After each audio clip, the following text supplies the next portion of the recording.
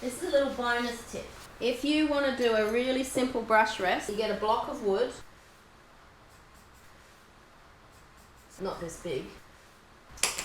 And then you cut it like this.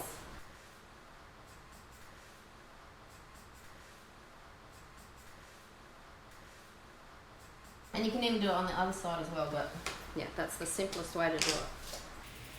Just, oops, that should be down there. There.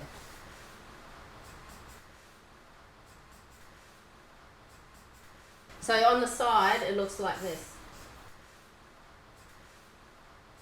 You just cut all those bits out. It means you've got to have somebody handy with a saw who can put a nice angle on it. But that's just a 45. So that's what it looks like. That's the simplest sort of brush rest. Block of wood, and then I painted it in nice black gloss so that I can clean it nicely. It's very pretty. So I've got one of those on my studio bench. Simplest ever brush rests.